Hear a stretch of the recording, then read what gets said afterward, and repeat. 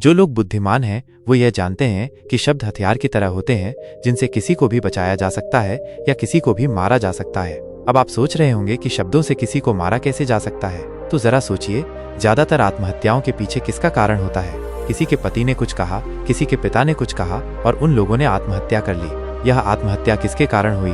वो पीड़ित के मन को इतना दुखी कर गए कि उसके मन से वो दुख सहना और ज्यादा बर्दाश्त करना नामुमकिन हो गया और इसी वजह से उन्होंने आत्महत्या कर ली। ऐसे ही आपके शब्द किसी को नया जीवन प्रदान कर सकते हैं। जब कोई आदमी उदास होता है या दुखी होता है तो आपके शब्द उसमें एक नया जोश, एक नया उत्साह भर सकते हैं और एक हारा हुआ आदमी अपने जीवन में एक नई शुरुआत कर सकता है सिर्फ शब्दों के माध्यम से, हमारी वाणी के माध्यम से। तो अब तक आप ये तो समझ ही गए होंगे कि हमारे शब्द हमारे जीवन को किस तरह निर्धारित करते हैं, शब्दों में कितनी ताकत होती है और किसी से बात करते वक्त हमें कितनी सावधानी से अपने शब्द बोलने चाहिए। आज जो बौद्ध कहानी मैं आपको सुनाने वाला हूँ उसमें आपको सीधे तौर पर कुछ ऐसे तरीके पता चलेंगे, कुछ ऐसी परिस्थितियाँ पता चलेंगी जहाँ पर आपको हमेशा चुप रहना चाहिए। कुछ परिस्थितियों में अगर आप कुछ नहीं बोलेंगे तो वही आपके लिए सबसे ज्यादा बेहतर होगा। इससे पहले कि आप इस कहानी में खो जाएं, इस चैनल को सब्सक्राइब जरूर कर लें। तो चलिए कहानी शुरू करते हैं। एक बार की बात है, एक युवा लड़का एक बार एक बौद्ध भिक्षु के पास पहुंचा। वो काफी परेशान लग रहा था और उसने बौद्ध भिक्षु से जाकर पूछा कि हे महात्मा, मैं अपने आप से परेशान हूँ, अपने आप से दुखी हूँ। बाहरी रूप से मुझे कोई दुख नहीं है, मैं धन धान्य संपन्न हूँ, मुझे कोई शारीरिक रोग भी नहीं है, लेकिन मैं खुद से परेशान रहता हूँ, अपने मन से परेशान रहता हूँ। अक्सर मेरी बातों को मेरा कोई भी दोस्त गंभीरता से नहीं लेता है और ना ही मेरे परिवार के लोग मेरी किसी बात को गंभीरता से लेते हैं। मैं जो कुछ भी सलाह देता हूँ या तो वो उसे मजाक में उड़ा देते हैं या फिर उसे गंभीरता से लेते ही नहीं है। मेरी बातों को कोई गंभीरता से क्यों नहीं लेता है? क्यों मेरी बातों पर कोई अमल नहीं करता? क्यों मेरी बातों में कोई रुचि नहीं दिखाता? क्या कारण है? कृपया मुझे बताने का कष्ट करें और मेरे मन के इस दुख को दूर करें।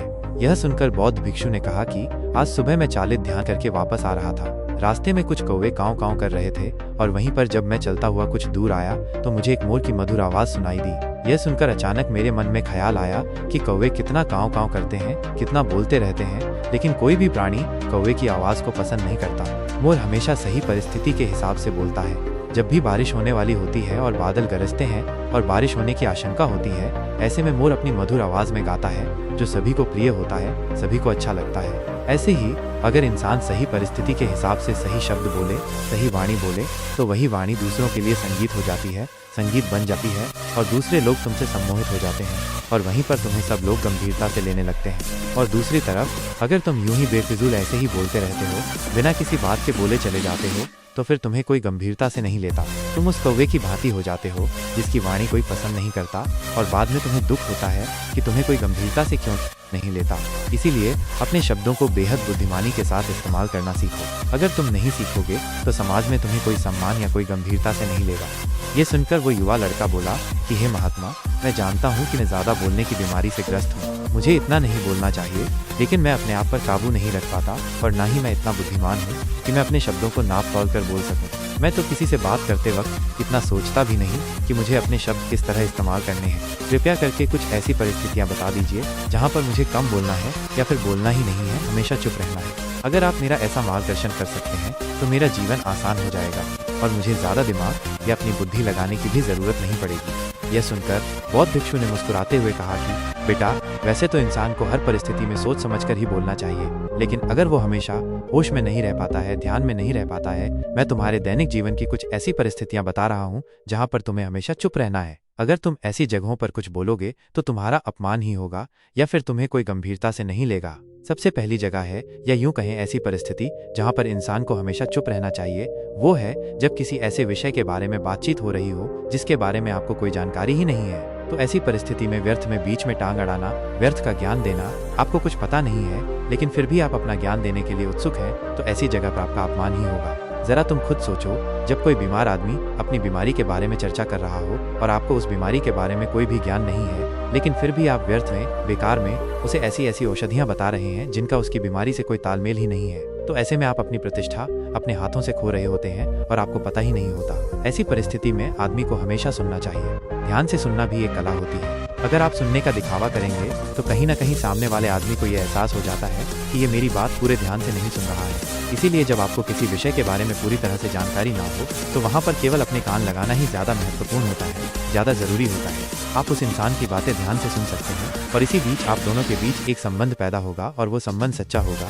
क्योंकि आपने उसकी बात को बड़े ही ध्यान से सुना है और इस बात का पता सामने वाले को भी होता है। तो हम बिना कुछ बोले सिर्फ सुनने मात्र से किसी को अपना मित्र बना सकते हैं। इस बात को हमेशा ध्यान में रखना। दूसरी जगह जहाँ इंसान को हमेशा चुप रहना चाहिए वो है खाना खाते समय। खाना इंसान को हमेशा चुप रहकर खाना चाहिए, मौन रहकर खाना चाहिए। महात्मा बुद्ध और उनके भिक्षु हमेशा चुप रहकर भोजन करते हैं, शांत भाव से भोजन करते हैं, परिपूर्ण होकर भोजन करते हैं, पूरी तरह से करते हैं, एक एक टुकड़े का स्वाद लेकर भोजन करते हैं। और ऐसा भोजन जब आपके शरीर में पहुंचता है तो वो आपके अंग अंग तक ऊर्जा पहुंचाता है। अक्सर हम भोजन करते वक्त कुछ न कुछ बोलते रहते हैं, कुछ न कुछ सुनते रहते हैं, लेकिन मौन रहकर पूरा स्वाद लेकर उस भोजन को कभी नहीं करते। हम उस भोजन को करते वक्त आधे अधूरे ही रहते हैं और इसीलिए हमारा शरीर रोगों से ग्रस्त हो जाता है। जरा तुम खुद सोचो, बौद्ध भिक्षु हमेशा भिक्षा लेकर भोजन करता है और भिक्षा भी बिल्कुल मामूली सी, और वो भी एक वक्त का। तो एक वक्त भोजन करने के बाद भी वो इतने स्वस्थ रहते थे, इतने उत्साह, जोश और आनंद से भरे होते थे। और हम तो इतना खाना खाते हैं, इतनी सारी भोजन की सामग्री हमारे लिए उपलब्ध होती है, लेकिन हमारे शरीर में कोई ऊर्जा नहीं होती। इसका सबसे बड़ा कारण होता है कि हम अपना भोजन होश में नहीं करते हैं, परिपूर्ण होकर नहीं करते हैं, मौन रहकर नहीं करते हैं। इसीलिए अपना भोजन हमेशा मौन रहकर ही करो। तीसरी जगह जहाँ पर अगर आपने चुप रहना सीख लिया तो इसका मतलब ये है कि आपने अपने ऊपर विजय हासिल कर ली। जी हाँ, गुस्से में शांत रहना या चुप रहना इतना आसान नहीं होता है। अक्सर हम गुस्से से भरकर कुछ ऐसे शब्द या अपशब्द बोल जाते हैं जिसका पछतावा हमें हमेशा रहता है, लेकिन जुबान से निकला हुआ शब्द वापस नहीं हो सकता, उस शब्द को मिटाया भी नहीं जा सकता।